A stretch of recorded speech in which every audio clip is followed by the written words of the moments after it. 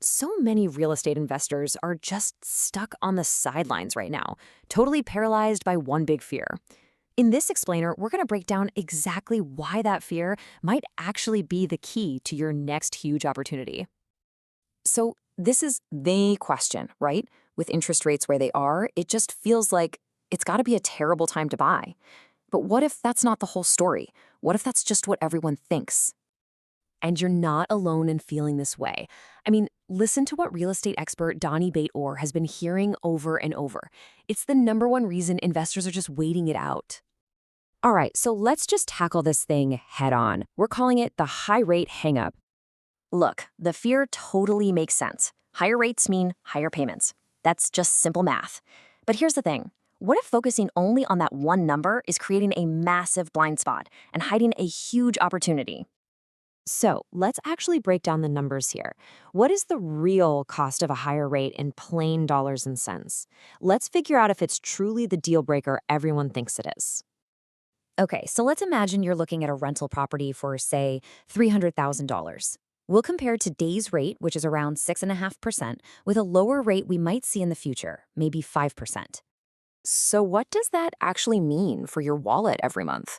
Well, on a typical mortgage for a house like that 1.5% difference works out to about $200 a month. Now, that's not nothing for sure.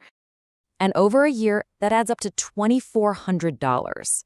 So the real question becomes, in today's market, what can $2,400 buy you?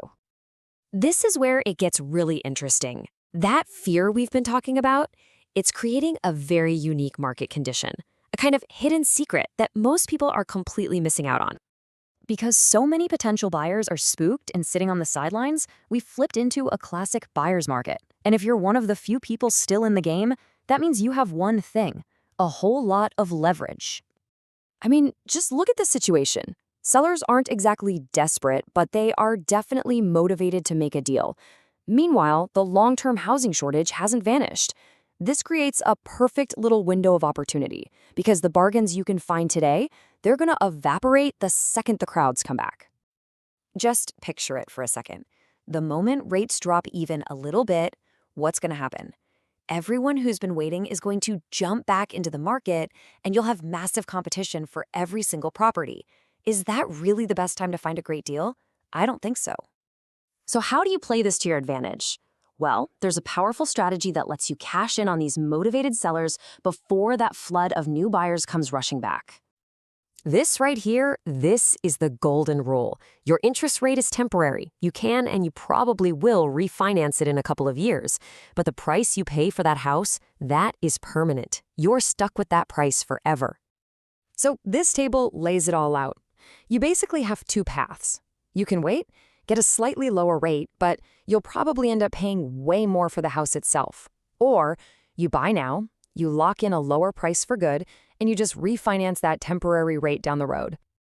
And here's how that trade-off looks in black and white. Let's say you use your leverage to negotiate a sweet $25,000 discount on the price. Now remember that extra $2,400 a year in interest? Over 3 years, that's about $7,200. So you're spending an extra $7,000 in the short term to lock in $25,000 in pure equity. You make that trade all day long.